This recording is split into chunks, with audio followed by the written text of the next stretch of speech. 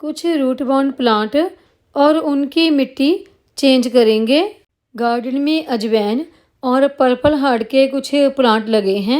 सर्दियों में इन दोनों की ही ग्रोथ थोड़ी सी रुक जाती है और जब सर्दियां ख़त्म होती हैं तो इन दोनों की ही कुछ डंडियां और पत्तियां हमें बिल्कुल सूखी हुई मिलती हैं। हालांकि ये दोनों ही पौधे बहुत ज़्यादा फैलते फूलते हैं, इनमें ग्रोथ बहुत ज़्यादा होती है। पहले मैंने सोचा कि इनकी जो सूखी हुई कुछ ब्रांच हैं उनको निकाल दूं, लेकिन फिर मैंने सोचा कि पूरे प्लांट ही निकाल कर इनकी मिट्टी चेंज करके इन्हें फिर से ग्रो करूं। अभी गर्मी शुरू होने वाली है तो उससे पहले ही मैं इनकी मिट्टी चेंज कर देती हूं। नमस्कार दोस्तों, वंदना गार्डन में आप सबका स्वागत है। मिट्टी चेंज करने के लिए सबसे पहले मैंने ये पर्पल हार्ट के प्लांट लिए हैं। देखिए ये बिल्कुल छोटे छोटे डब्बे के ढक्कन में लगे हैं और इनमें भी ये खूब फैल फूल जाते हैं। सबसे पहले मैं इनकी मिट्टी निकाल कर इनको खाली कर लूँगी। इस ढक्कन से मिट्टी निकालने के बाद देखिए इसकी रूट कितनी ज़्यादा बड़ी है। इतनी रूट की मुझे उम्मीद नहीं थी कि इतनी बड़ी हो जाएगी। हालांकि ये ढक्कन बिल्कुल छोटा सा है और इसमें भी कितनी ज़्यादा इस पर्पल हार्ट की रूट फैल गई है। देखिए दूसरे ढक्कन को भी इसी तरह से खाली कर लेंगे। देखिए जब मैं इसकी ब्रांच तोड़ रही हूँ पर्पल हार्ट की तो वो बहुत आसानी से थोड़ा सा ट्विस्ट करने से ही टूट जाती हैं। इसकी और अजवाइन वाले प्लांट दोनों की ही ब्रांच बहुत ज़्यादा सॉफ्ट होती हैं। इस ढक्कन के बीच में पर्पल हार्ट की रूट काफ़ी ज़्यादा फंस गई, वो बहुत मुश्किल से निकली। तो देखिए इसकी रूट कितनी ज़्यादा फैल गई थी, बीच में फंस गई थी, पूरी रूट बाउंड हो चुकी थी। वो ढक्कन के बीच में से बहुत मुश्किल से बाहर निकली। इतनी रूट बाउंड की मुझे उम्मीद नहीं थी। इसके लिए मिट्टी तैयार करने के लिए मैंने किचन वेस्ट से बनी खाद इस्तेमाल की है। अगर आप उसकी जगह पर वर्मी कंपोस्ट का इस्तेमाल करना चाहें तो वो भी कर सकते हैं।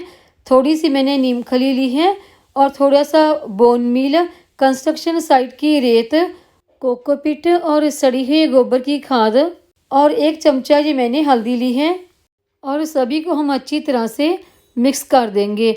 नीम खली और हल्दी डालने से पौधों में फंगस नहीं लगता।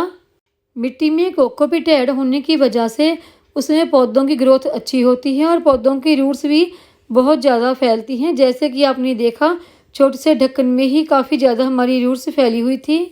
और अब दोनों ही ढक्कन में हम मिट्टी भर लेंगे। इसमें मैंने कोई जैसे पत्थर रखते हैं सुराख बंद करने के लिए, वो इसलिए नहीं रखा क्योंकि इसमें कोई भी सुराख नहीं है। जिस तरह डब्बे के ढक्कनों में वो ढक्कन लगा हुआ है ना ऊपर, उसी में से इसका पानी बाहर निकल जाता है, तो इसलिए इसके सुराख बंद करने की कोई ज़रूरत नहीं पड़ती। अभी हम एक डिब्बे में इस तरह देखिए सुराख करके एक में 4-4 कटिंग लगा लेंगे। 4-4 कटिंग काफ़ी होती हैं, ये काफ़ी ज़्यादा फैल जाती हैं। कटिंग लगाने के बाद उसको अच्छी तरह से साइडों से प्रेस करते हुए दबा देंगे और इसी तरह से दूसरे ढक्कन में भी हमने 4 से 5 कटिंग लगा लेनी है। अभी जो गमले में पर्पल हार्ट के प्लांट लगे हैं वो भी हम निकाल लेंगे। इसको हमने खींचकर नहीं निकालना कभी भी पौधे को। हमने गमले को साइडों से इस तरह से थपथपाना है। थपथपाने के बाद वो प्लांट आसानी से बाहर निकल जाता है। इसी तरह से हमने प्लांट बाहर निकालना है।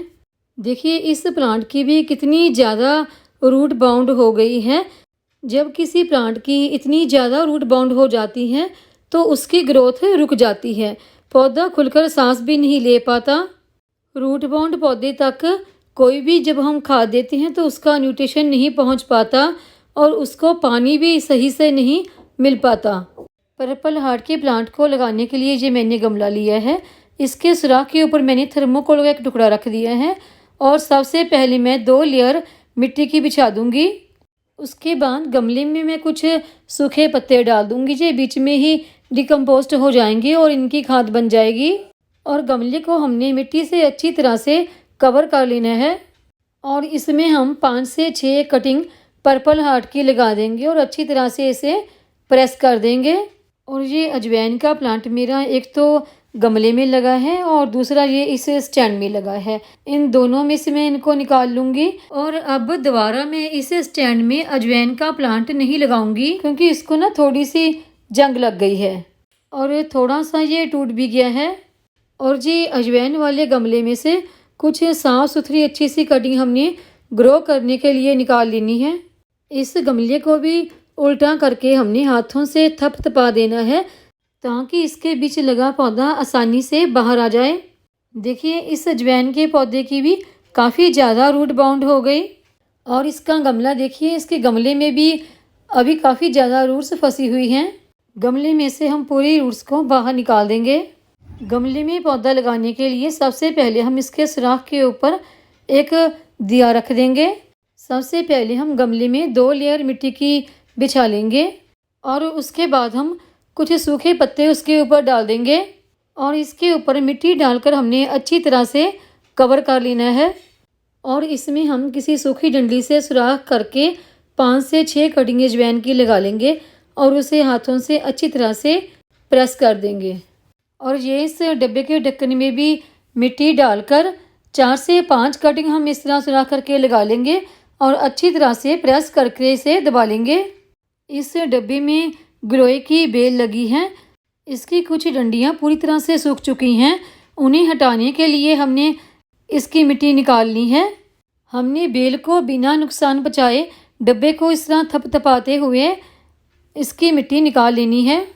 डब्बे के सुराख कवर करने के लिए मैं कुछ पीस थर्मोकोल के और कुछ पीस टूटे हुए गमले के पीस डाल दूंगी और उसके बाद हम 2 लेयर मिट्टी की इसके ऊपर बिछा देंगे और उसके बाद हम इसके ऊपर कुछ सूखे पत्ते डाल देंगे। सूखे पत्ते डालने के बाद हम इसे खाद वाली मिट्टी से अच्छी तरह से कवर कर देंगे और इसमें गिलोय की कुछ कटिंग लगा लेंगे।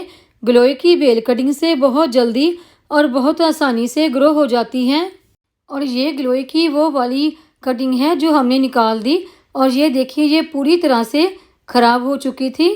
और अभी हम सभी पौधों को पानी लगा लेंगे। सदाबहार के ये प्लांट भी मैंने आज ही कटिंग से ग्रो किए हैं। सदाबहार के पौधे कटिंग से बहुत जल्दी ग्रो हो जाते हैं। जितने भी पौधों की मैंने मिट्टी आज चेंज की है और उन्हें कटिंग से ग्रो किया है, सभी को मैंने पानी लगा दिया है। इन पौधों को मैं अभी यहीं रहने दूंगी क्योंकि अभी 1-2 दिन तक बारिश और होने वाली है। जब आपके पौधों को गमले या फिर ग्रो बैग में लगे हुए 1 साल से ज़्यादा का वक्त हो जाता है तो आप उसकी मिट्टी निकाल कर एक तो उसकी मिट्टी चेंज करें और अगर उन पौधों की रूट बाउंड हो गई है तो उनकी रूट की कटिंग करें। इससे हमारे पौधे की ग्रोथ बहुत जल्दी होती है और अच्छी होती है। अगर आपको मेरी वीडियो पसंद आई हो तो वीडियो को लाइक करें, चैनल को सब्सक्राइब करें, शेयर करें, कमेंट करें, बेल आइकॉन को ज़रूर दबाएं ताकि मेरी आने वाली हर वीडियो का नोटिफिकेशन आपको मिलता रहे।